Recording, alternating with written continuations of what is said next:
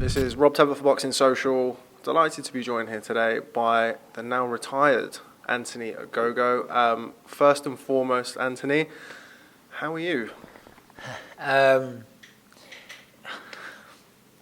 It's hearing you say that it's like it makes my heart hurt. You know what I mean? It's still very raw. It's still very real. I mean, I made the call.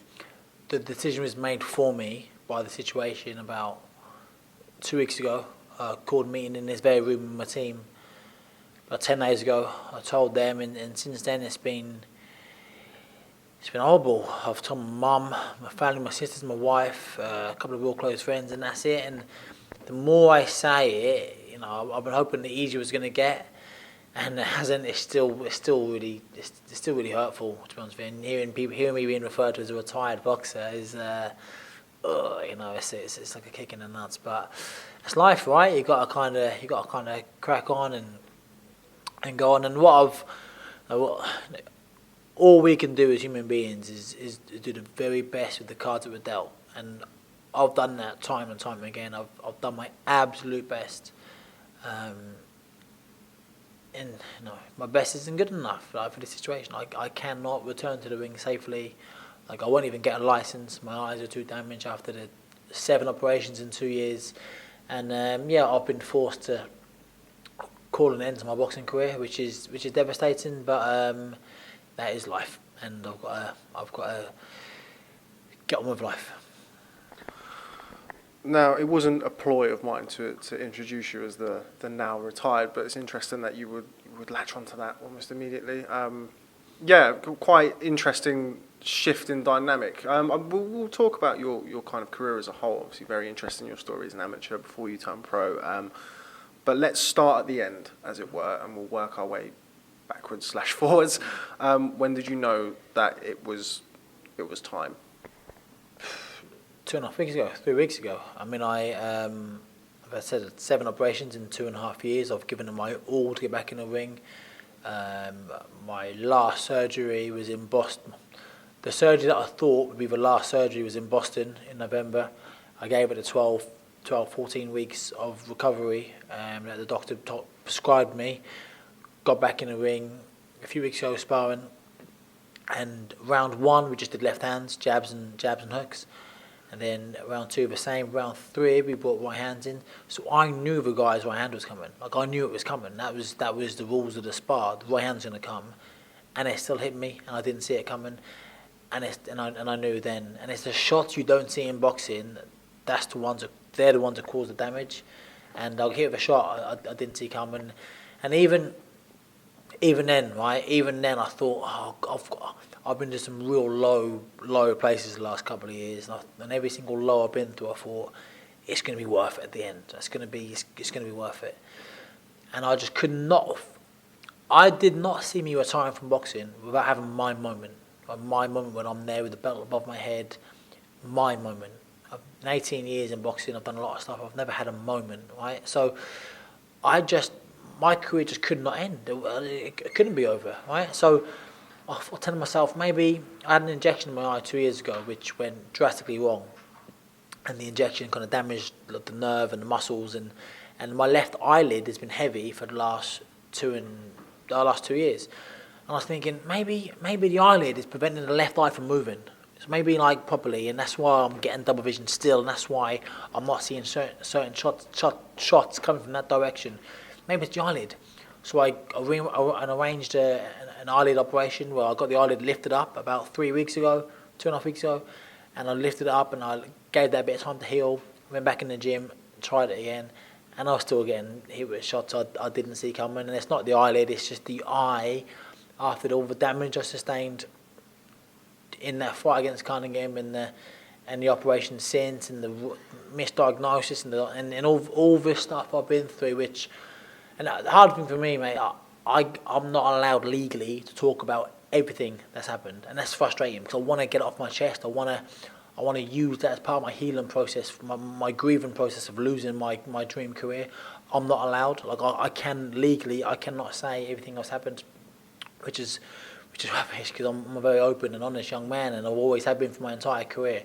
but I'm not allowed. But there are things which went on there are things which went on which maybe shouldn't or whatever. So yeah, it's been horrible, man. It's been frustrating, and it's yeah, and then yeah, I've had to say goodbye to. I've had to leave my career with my dreams unfulfilled, and a lot of it wasn't my fault. Like if I got to the end of my career and I never won a title because that was my ability, that was my level, and I maxed out, I could go, do you know what?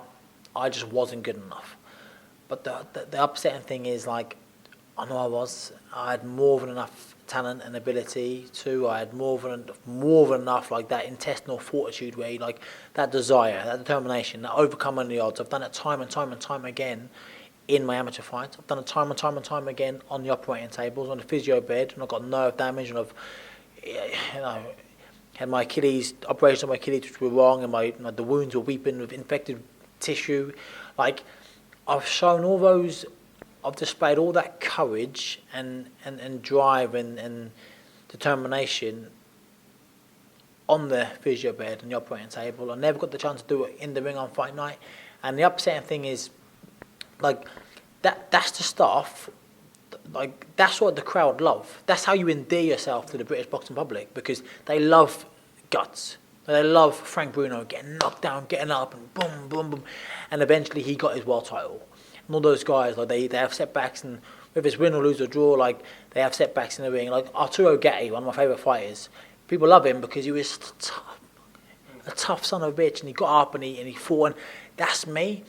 But nobody got the chance, nobody was ever able to see me do that, and that's the frustrating thing. And I look at people like George Groves or Cannon Smith, or like those guys, that's my level. I mean, on the GB team, Cannon Smith is my number 2, and Cannon's a tremendous fighter. He's brilliant. He's doing an amazing stuff in the pros. But that's my level. Like, that's where I belong. Like Frank Buglione, he's fought for the world title. I beat him, I think, like 15-2. I beat him easily. Like, that's my level, and it's frustrating that nobody got the chance to see that. That's hard. Because I think I've got all the qualities, technical and talent, that people like. But more than that, like, I never give up in anything I do. I never give up. I always go on. I push on, and people never got the chance to see that, and never got the chance to kind of like really endear towards me. And that's something I've got to learn to accept. And there's like this conflict in me, because like as you can tell by talking to me, I've got this fire in my belly that I never got to get out in the ring, and people never got to see just how good I could be. I never got to see how good I can be. I know what I did in the amateurs and overcoming the insurmountable odds I overcame as an amateur, but like that was in Trabzon, in Turkey, in the arse end. Nobody saw that. I was in Baku in Azerbaijan. People didn't see that. That wasn't live on telly, on British public telly. So that's the frustrating bit. But like I said, this in my press release that I sent out this morning, and like I can either be bitter about those things, pissed off, angry, upset, jealous, and that doesn't serve me at all. That holds me back, or I can be better. I do not want to be that geezer in the pub in 20 years' time, sitting there saying, I could have been, angry at the world, pissed off because I didn't achieve something. I want to be that guy. I want to be better because of this. I want to use this heartache and this pain and the ups and downs of experience the last couple of years to become a better, more humble, stronger person. And it's my job now to channel this fire that I've got in my belly in something new. Because when I sat here 10 days ago and told the team it was all over, I felt like the book had come to a crashing shut. In 10 days, I've realised it's not the book, it's the chapter's over, the end of the chapter. I've now got to channel this desire that I've got, this hunger, into a new chapter. It's quite an all-encompassing answer to a quite simple question, which, I mean, I can see it pouring out of you now, and I think one thing, I was going to wait until kind of the end of this, end of the interview to really mention it, but it kind of fits in well with what you've said. I mean, yes, you didn't get to show what you could have done in the ring as a fighter, but even from a human point of view, you're here, you've gone through all of those experiences that will I'm sure you're wrestling with some stuff internally. Well, I've no doubt you are, but you are still here, and that will make you the person that you are as you move forward in your life. Is it too early to see that? I know you've mentioned it in your statement, but is it too early to see that now? The fact that you've kind of gone through this journey will eventually set you up to be who you will be in 20 years. You're not going to be that person in the pub. Yeah, great question. It's I think it's something I'm going to carry on learning. I think it's something I'm not. I think that's just life.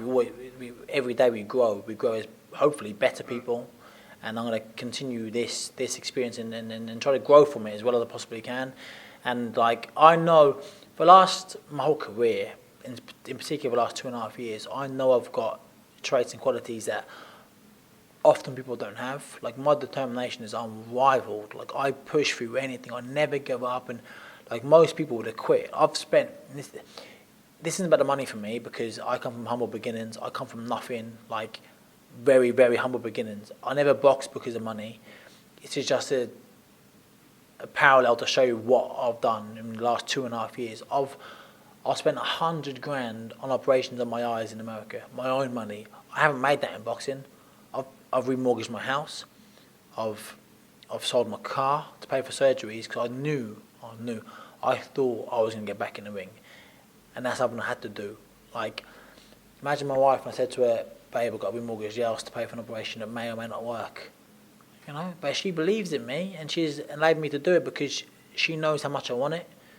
No one got to see how much I want it on fight night. People, the odd person who read about it on my tweets, on my Instagram.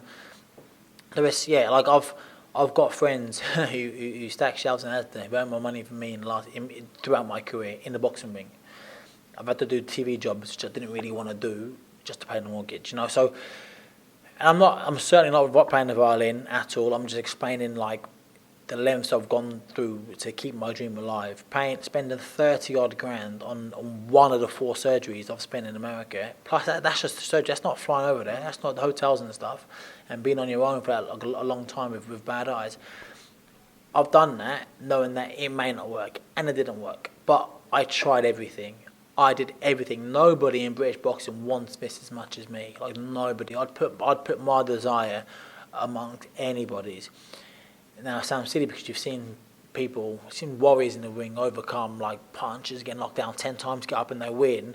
That's determination. I've got that in every ounce of my body, but people just haven't seen it, and that's frustrating. But so going back to your actual question, I know, and the reason why I'm going off on tangents was because this is still so real for me and so raw, and I guess I need to get it off my chest, and this is almost therapeutic for me.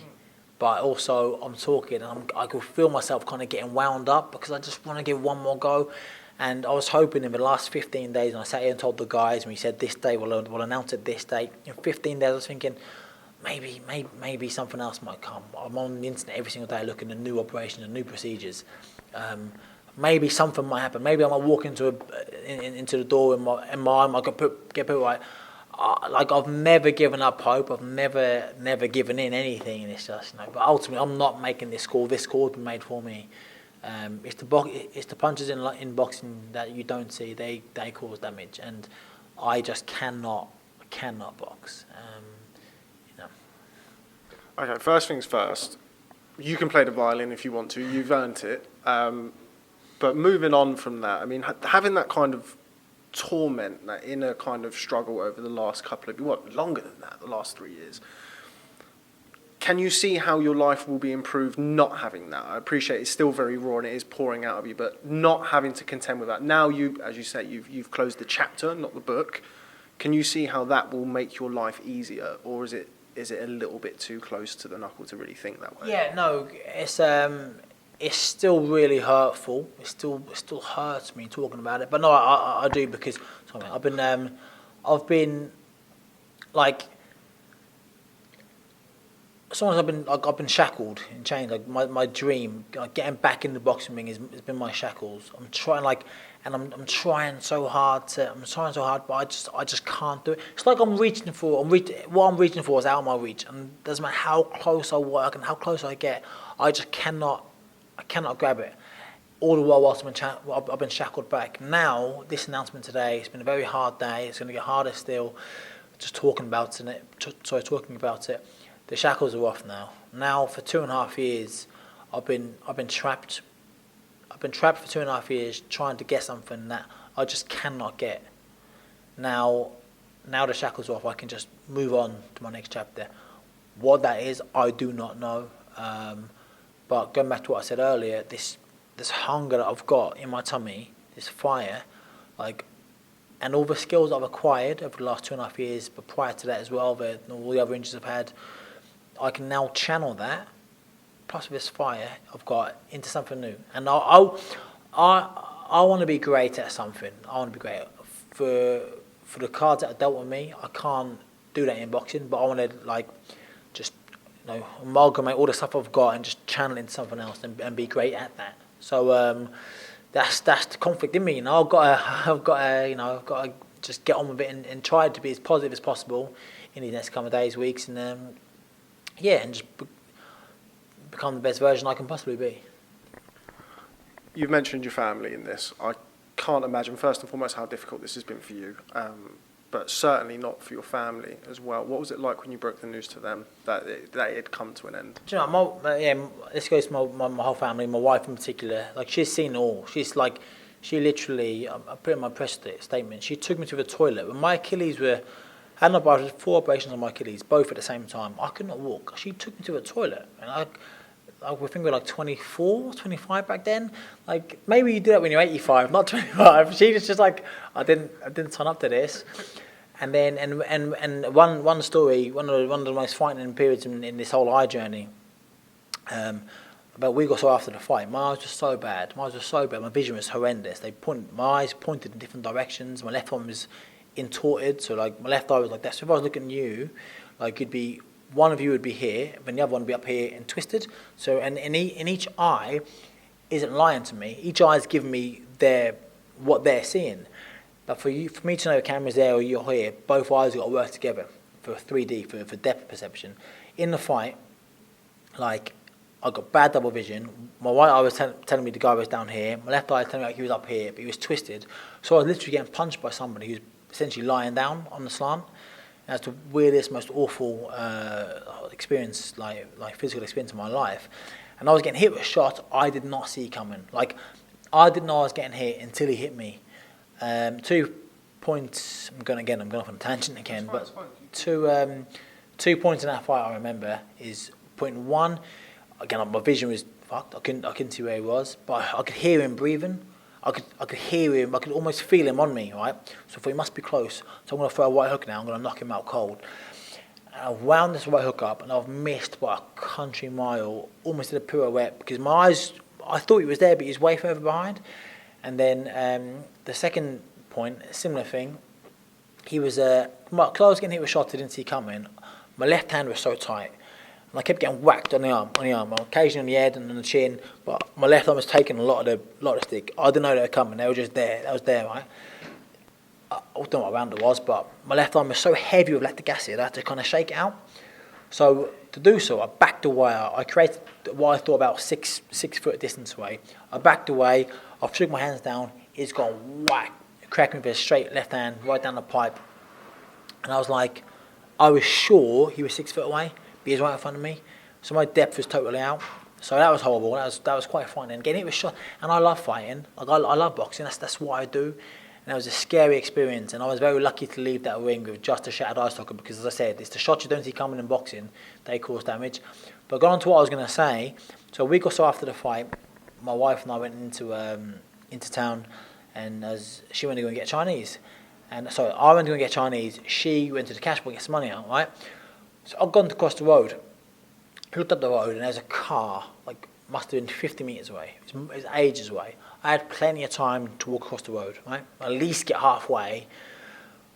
I've stepped down to the middle of the road. I heard a massive horn, shit myself. It's come whizzing past me. I felt the wind from the car like whizzed past me and sat me down like I was in shock. Sat there, I was in shock. An old lady come running over to me and said, "Are you okay? Are you okay?" The geezer in the car pulled over into the bus stop.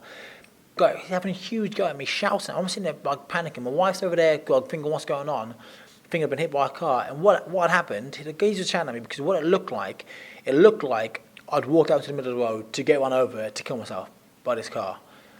But I didn't, obviously. I thought the car was 50 metres away. So my depth perception was well out. Like, I thought it was way far away. It was right close to me. And it looked like I'd walk down the road to get one over. That was scary, man. That was scary. And I've had 7 surgeries to get me into a decent situation. I can't box now, but I can live a decent quality of life. And yeah, I mean, I can't do the boxing, but hopefully one day I can read a book to my kids. Back then, I couldn't cross the road. I couldn't read a book. I couldn't. My eyes were real bad. And again, I'm quite a positive person, although it doesn't sound like I am because I'm still very raw. I'm very lucky, and in Cunningham, I'm not taking anything away from him. He fought a great fight that night. He got me in the best possible opportunity, and he boxed really well. I take nothing away from him. He was a good fighter. He's a real good fighter, and I'm not taking anything away from him. Obviously, if I believe if my eyes were different, the fight would have went very differently. But no, they weren't, and he boxed really well. I'm very lucky that it was, and I mean this with the highest respect, it was just Craig Cunningham in the ring that night. Didn't punch particularly hard. Didn't have many, if any, knockouts on his record prior to that fight. Because if that was in the ring with a Canelo or a Golovkin or Danny Jacobs, I mean, I left that fight with Cunningham with a shattered eye socket. If that was against Canelo, Golovkin, Jacobs, which would have happened in 2 or 3 fights' time, or those fights would have been there for me. I mean, and the same thing happened with the eyes. I mean, I'd have been lucky to leave the ring at all because any punch could have comatose me, damaged my brain, or even killed me. That's how serious boxing is, and I know that firsthand. So, I mean, there's always a plus side, and I'm very lucky that he was just Cunningham rather than a Canelo, which would have happened in 2 fights' time. How soon, I mean, I think I probably know the answer to this. How soon after the fight or during the fight did you realise, okay, this is really serious? Was it while you were in the ring or when you got out? When did you realise that, okay, this isn't normal, this could be a real problem? Yeah, so, again, I can't talk too much about the details as I've said, but I was sparring with John Ryder for that fight, and John's a really good fighter. Like, he's fighting for the world title soon. He's proven to be a top-class operator. He's a good fighter, John. And I was sparring for John for the whole build-up to that fight, and sparring really well. Like, we had some competitive spars, but, I think I did really well in every single spar, handled myself, comfortably. And I thought, if I can deal with John, who's better than Cunningham, I'll deal with Cunningham quite comfortably. And, things are a bit, but I was able to spar. I was medically cleared to fight. Now, whatever was going on at that point, I was medically cleared to fight. And then I boxed. And then we came together early on, and in a collision, and we've pulled away, and I've gone, what panicked, almost panicked, had to keep my shit together. But I was thinking, because I had a bit of an issue before, but after that collision, my left eye had done that. So all of a sudden, I'm fighting, rather than being just double vision, which I was able to deal with, he was double vision, but now, rather than being double vision like that, he was like that, and this one was like this. He was twisted. And I'm like, and I'm getting hit with a geezer. He's lying, he's levitating, lying down in the air, hitting me. And I couldn't, and if you watch the fight, I've never watched the fight back, but I do all the things I've done in my life. I do quite a bit of motivational speaking, and I'd like to think I'm quite good at it. And I use the negative things in my life to help people. I want to help people, overcome their own challenges. And I've used a little bit of footage in that fight. I've never watched the fight back, but you see me kind of like lifting my chin. Okay, I'm kind of doing that, and I'm doing that because, like that, my eyes go apart. And I'm trying to kind of like, you see me move my head like this. I'm trying to kind of get a bit where he's one Craig Cunningham rather than 2. I'm trying to, and I'm blinking, and my mate Jake Humphreys, BT Sport presenter, texted me after I said, "Are you okay?" Like, he said something like, he's something blinking like that, similar to Michael McLennan when he fought Nigel Benn, and he thought something wrong with my brain. And people, anybody who knows me and knows how I fight, knew very early on something was wrong in that fight. Something was seriously wrong. Now, I'm very lucky it was just an eye socket, and it's taken my career away from me, rather than being a brain thing, taking my life away from me, or my quality of life, So, I mean, yeah, I don't want to take anything away from Craig Cunningham, but again, anybody knows me knows that my level is Callum Smith level. That's my level, not domestic level. But Yeah, that's yeah. So you've mentioned it throughout, kind of quality of life. What's your current state? What can you do? What is your vision like at this moment? Yes, it's not so bad. So the reason why I know I can't have any career anymore is because my vision, and then these numbers are just arbitrary, right? But like, just it's the only way I can explain it. Because if you've never had a problem with your eyes, double vision, you'd never know. You'd really struggle to understand. But let's say 10 out of 10 vision is what you need to box, right? And then after the fight, I think I was 78% visually impaired with the vision. The eyes were very, really bad. Left eye was very damaged because the eye socket protects the eyeball and the muscles around it. Now, that was shattered, so it wasn't protecting the eye. I was getting every punch I was taking, even when I was getting hit and I was punching myself, kind of thing, was damaging it further more. So let's say after the fight I was 2 out of 10, right? And to box you need 10 out of 10 vision. I've had so many surgeries, injections, they've gone up and they've gone down, they've got worse, they've got a bit better.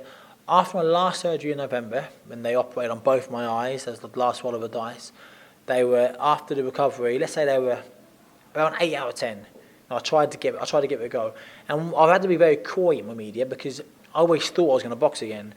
And I didn't want to say anything in the build-up, in my chats, that would kind of give opponents hope. My left eye doesn't go up. It does not go up. So I can't do any overhand rights would have hit me, would have knocked me out. But I couldn't say that. That's something I had to work with my coach and my team. We had to work away how to not be there for the overhand right. But that's what I worked on. My right eye doesn't go down. So I can't see uppercuts. If I'm in close, any uppercut would hit me. So I can't see it. So I've got to I can't be there. And again, we worked on those things, right? So what was the question you asked me? I've gone off on a tangent. Quality of life. How's your vision now? Oh yeah. Go there. So you're welcome to go off on whatever tangent you want, but carry on. So that's right. So after the operation in November, let's say my eyes got to about 8 out of 10. Right. I thought, you know what? Let's give it a go. I sparred last month. Me right hand didn't see it coming because the left eye doesn't move. They don't move together because of all the operations and the injections. They've just, I think there's a nerve damage in this one. It's just. You got hit with right hand, right? Bosh. And then the Saturday, the next day, my eyelid came right down. But not just that, my eye came right down. So I've had so many surgeries there, they're not very stable. The eye just dropped because of the inflammation after the punch. And then I had the eyelid operation to lift it up. But the eye, so the eyelid dropped. So in the eye, went down to about a 5 out of 10. So they got worse from that one punch because of the inflammation. As the inflammation's gone, it's gone back up to about a 6 or a 7. So it's not as good now as it was before my sparring. So the last operation, the 30 grand I spent in November for the surgery on both of my eyes are as good now as they were before that. So that's been almost rendered irrelevant, that operation. Haven't got back to where it was, which proves that I cannot fight anymore because every punch I take, boom, eye drops, or boom, the vision goes again. So something I can't do. But stopping now means that one day I can read a book to my kids in bed. One day I can play catch with them in the garden. Whereas if I carry on, I can't because you're meant to have one operation on your eye muscles. I've had 4 in this one, 3 in that one. I've gone way beyond the call of duty. They cannot be operating anymore. If they do it again, they'll snap. If they snap, my eye will be left facing down here into my cheekbone. I'm blind in that one eye. So I've given my all, and to have a decent quality of life, I've got to stop. And even if it's not even me making that call, it's the fact that I cannot box, I won't pass the test. It's life, eh? Final one on kind of the eye, because one thing that I don't want you to forget, and I appreciate it's probably going to be very difficult to see it at the minute. No pun intended, that's probably a terrible thing to say, is that you had a very successful amateur career and you are a success. You sit here a success, which is important for you to realise. You didn't achieve what you wanted to achieve, but you are a successful person.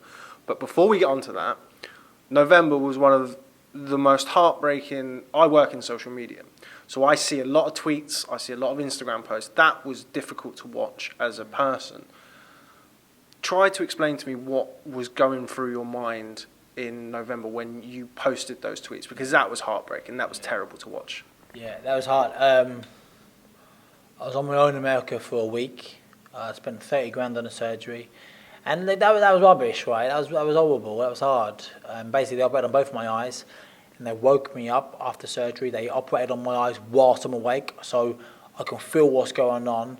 They numb my eyes, but you can still feel what's going on. I can feel every twist and pull of the scalpel and tweezers. Then 5 days later, I had to go back and do the exact same thing. I'm lying there, I'm feeling sick at the back of my stomach, and it was so painful. But it wasn't just the pain of that. It was the pain of, that was my 6th eye operation. It was the pain of every single one, and being on my own. And it was the pain of, I had 4 Achilles operations. The pain of that, the pain of not being able to walk to the toilet, the pain of my wife having to carry me to the toilet. She's a little girl, carrying me to the toilet. The pain of dislocating my shoulder 3 times, and then the last time the nerve damage happened, and my arm was as skinny as that wire. The pain of being unable to bicep curl my own wrist. No, I couldn't even do that. And going from that to boxing again 10 months later, it was the pain of everything like accumulated together. So Boston for me was like, it wasn't just the eye operation. I wasn't just sad because all my eyes sore. I've dealt with that 7 times prior. It was everything. My whole career just came out, and that's pretty much, I cried there in that seat 10 days ago when I told the team that I'm retiring, I can't do it. I cried about 3 tears. I didn't cry when I boxed Cunningham. I was angry and pissed off at the stuff I can't talk about. I've been a bit upset. I've rarely shed a tear, but that day in Boston, I cried. I sat there. I was so weak emotionally and physically from the 2.5 year process, the 5 year, the 6 year career. I couldn't leave. I couldn't get up. I sat there for 5 hours doing these videos, thinking, do I send them? Do I don't send them? I was just sad. I was just sad and upset, and even in that sadness, I was trying to think of a little positive spin I can put on it. But I just want people to know this: life is tough, man. Life is tough, and it doesn't just me. I'm not just like, life is tough. Life is tough for everybody. My mum was a single parent, raised 5 kids on her own, and worked 3 jobs. That's tough. That's tough. I'm just a boxer going through a tough time of injury. But even being just a boxer going through a tough time, it still gets hard.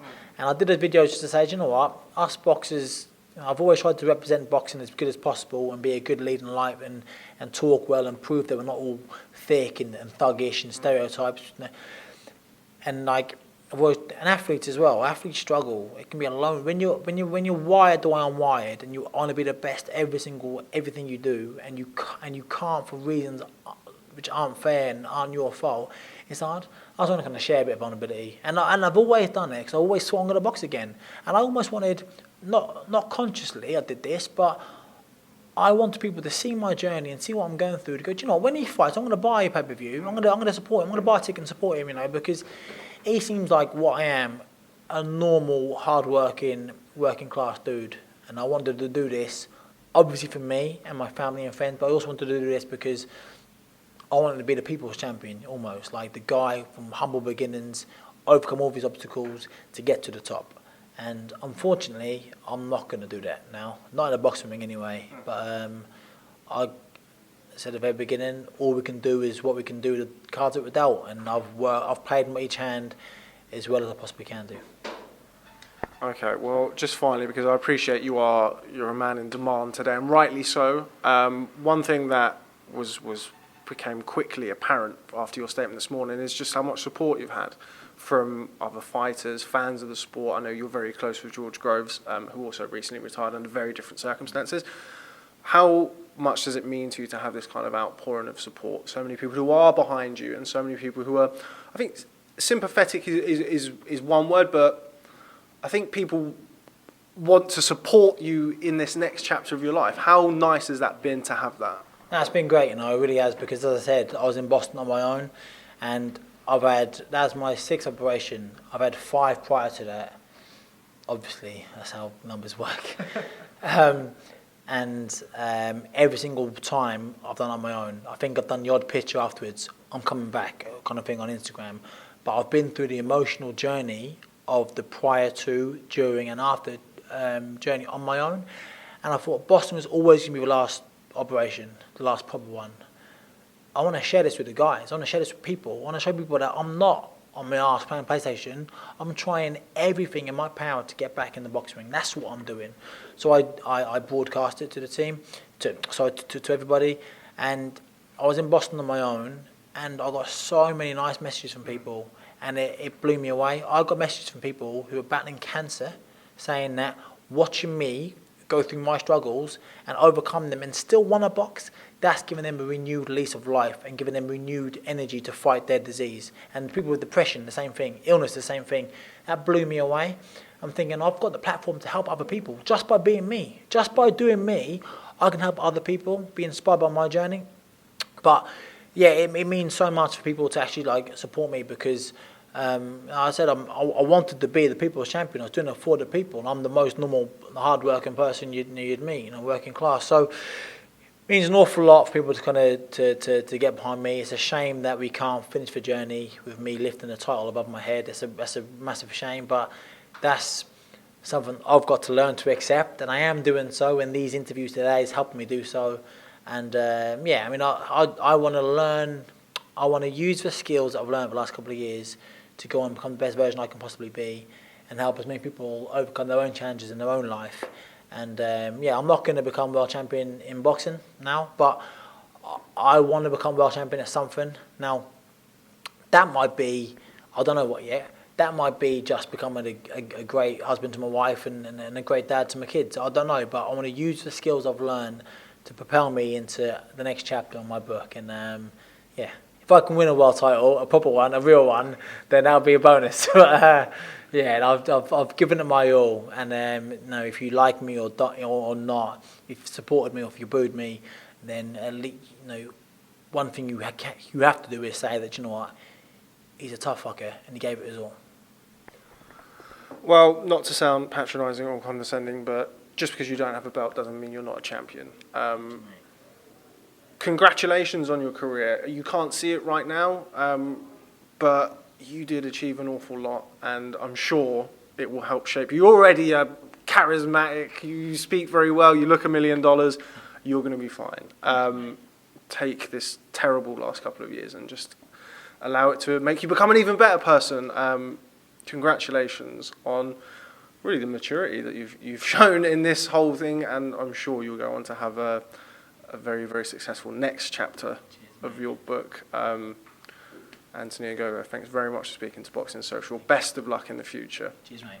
Thank you. And know everyone, this is the first Boxing Social interview I've done, because obviously when you guys got big, whilst I've been on the decline. But I said to Coogan earlier, doing the iFilm stuff, what you guys do, you show boxers you show them as they are, normal, real, working class people, hard working people, and the job that you do, you let the public really know the boxer. So when they win, they win. We're not just people who fight on fight night and you've got no access to us. You can see that we're just real people. So the job you guys do is phenomenal. You've really taken boxing to the next level. It's a shame that we can't go on this journey together. But I'm just trying to say massive well done, mate, for doing what you do. It's, as a boxer, it really is appreciated from my behalf.